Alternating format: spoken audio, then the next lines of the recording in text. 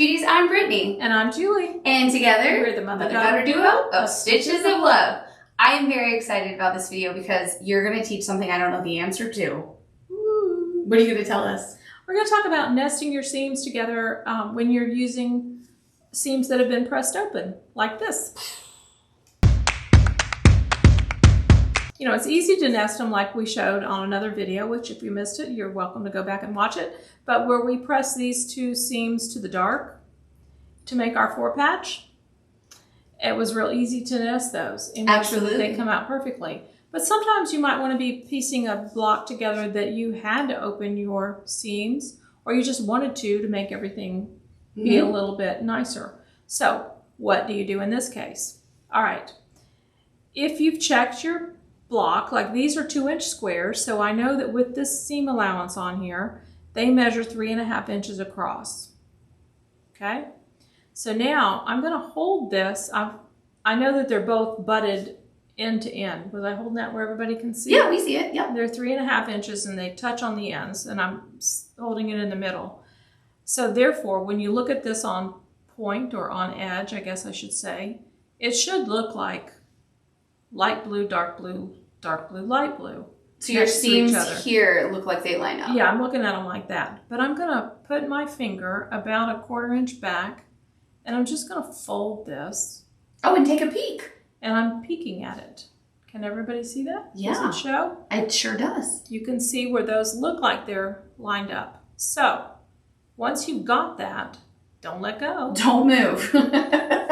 You want to use your pen, and I take a pen and I put it close to the, I like to pin close to the edge of the quarter. So close to the raw edge of your seam. The raw edge of the seam allowance. Poke that in right there. Just a little bit. I don't ever go all the way through because I really don't want to hit the pins, but I'm not a pin puller. So I think that sometimes might hit the pins, but I like to try not to. So now I'm going to look at this again and see if I moved it. I don't think I did. It looks good from here. Look okay? So now I'm going to hold this again, and I'm going to pin on the other side again. So you're not getting to feel the nesting. You're using visual nesting, if you will. I guess so, yeah.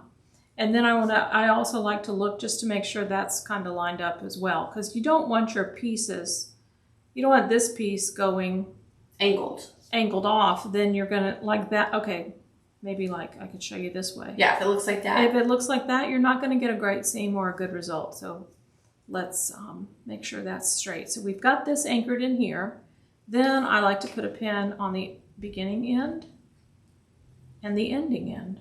So just like you would if you were nesting, except you're visually looking, you're lining them up on the outer edges and then visually looking at that. Yeah, just the outer edge of the seam. Just fold it back a little bit. Keep it secure. Fold it back, and if you need to adjust it, you can move it one way or the other, and then you can see that it's okay. Well, here's the test. Here's the test, everyone. Let's see your sew.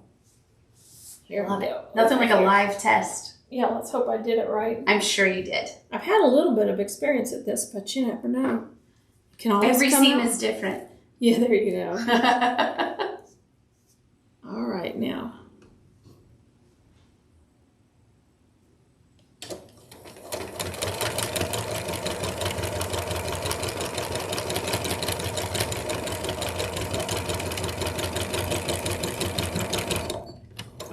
Whoa! Sorry, that was operator error. Runaway machine. Well, no, I was wasn't hitting the button good enough.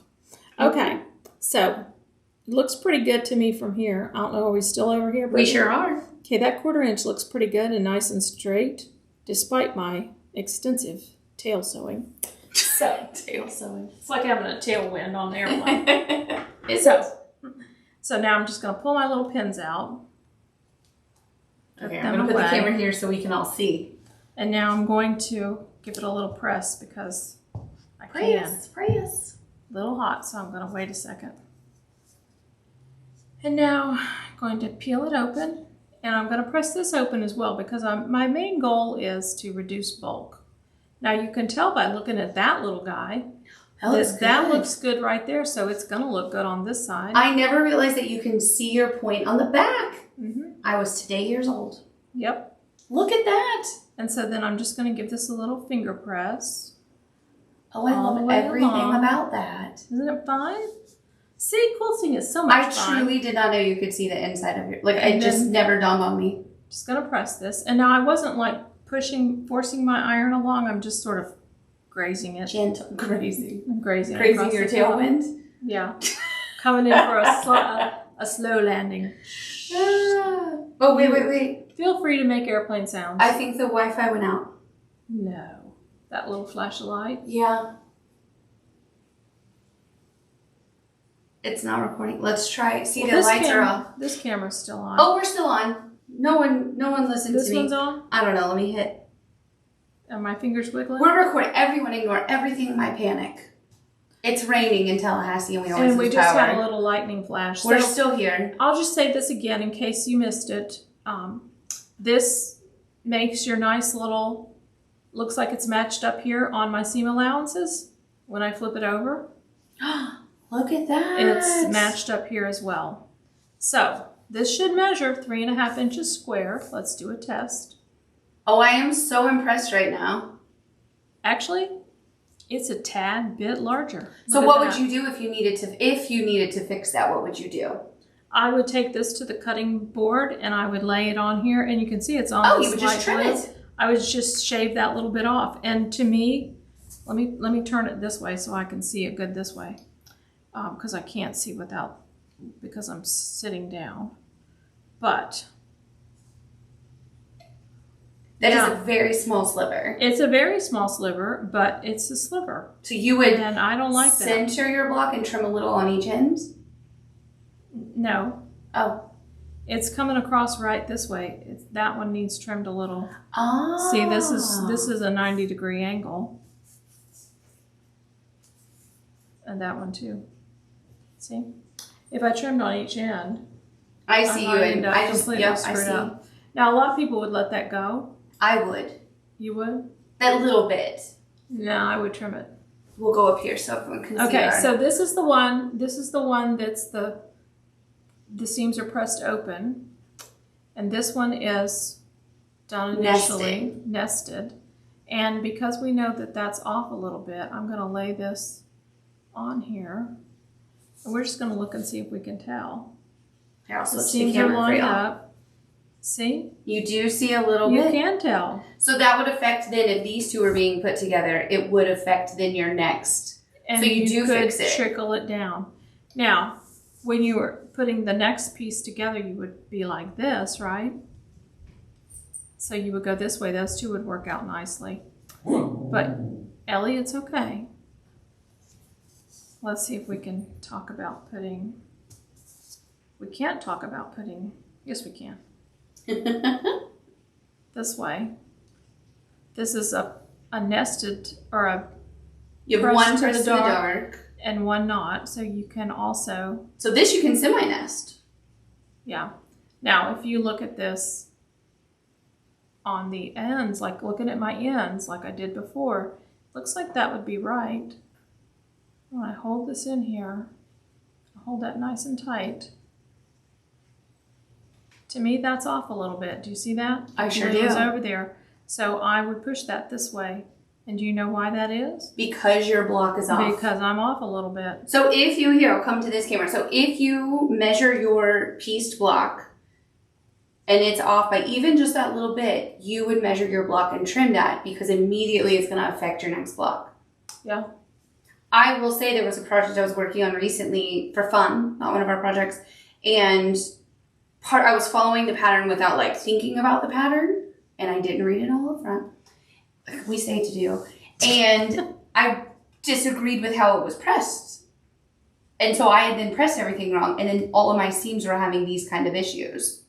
So I guess also read the pattern and make sure you see the pressing. Well, and you know, the designers that write the patterns are writing it hopefully for our benefit. We try to write it to make things easier for everyone. Absolutely. So I think everybody else does too. So, you know, trust them. But also read through it so you make sure you flow with it. And I think what I just learned the most is that, for me, what I just got out of this is that even that little bitty bit matters. That's interesting to me. Mm-hmm. So I learned 2 things in this video. 3 things in this video. 1, you can see your point on the back side. Mm-hmm. 2, every little bit matters in your accuracy. And 3, I did not know how to nest open seams together. Really? I did not. I might should be embarrassed by that since I've done tons of tutorials, but I've never done a tutorial about that, so didn't know it. Glad I could help. You really, well, you always do. You taught me everything else I know, but that's awesome. I hope that you guys just like wowed with that too. Well, I hope I can help somebody. Maybe not everybody, but somebody. I think this was helpful. Yeah. Yeah. My piecing just improved. But you know what? It's still going to turn out great. If you don't fix your little things. I mean, just the fact that you made a quilt, you should be proud of it. Then it felt good. Whether or not it's, quote, perfect. Nothing's ever perfect. Our quilts here, you know, they're not always. Should I tell a secret? Mom will like get to the borders and like sew it on and then like take it off and sew. Like when you're making this sample, it's about as close to perfect as you can make it. Yes. And I'll just tell you a tip too. Some people do this. It's a lot of fabric. If you're not following, well, you could always, like, say for instance you were doing this, you can always center this, put your ruler in the center. Say you wanted this to be 1.5 or whatever. You can always center that to 1.5, 1.5, 1.5. Cut it off. Do it again. Basically, like how we do flying geese, make it bigger and trim it down. Yeah, and I like to do that honestly with my borders on quilts because we do it in the Bucru quilt. When they're quilted, it takes it up, and if it's important to you for it to turn out to be a certain size, it's easier to cut some away than to try to. You can't put it back. And we do that. We do that with Girls Life too. Sometimes it really makes a difference in, like for example, on Girls Life, the border is completely applique. So once you quilt it, then you do need to trim it down, just like with all applique, you trim down. Yeah. Yeah. So again, we're trying to make it easy for everybody.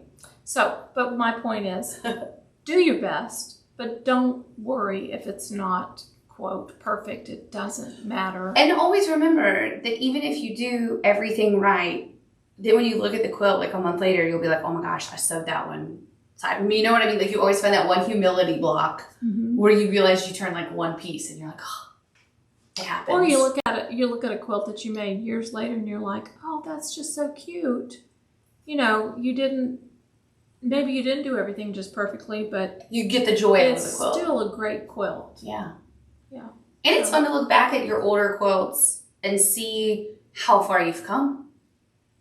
Yes, actually, I pulled one out last night from. Did you? Yes, I did. I was thinking of the one the other day. I pulled one out from, I think it was the early 90s, and I thought, well, this is cute. And then I started feeling the binding, and it wasn't quite as good as it should be in every spot. So, yeah. It's fun to look back. But yet that quilt last night, my legs were cold. You know, the air conditioning's on. It's freezing in the house.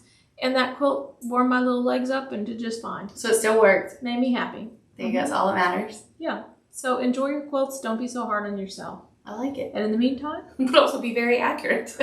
In the meantime, do your best, but hit that like button. Subscribe. That you can't get wrong. Subscribe to Stitches of Love. There you go. That's a perfect thing to do. And happy stitching. Happy stitching, everyone.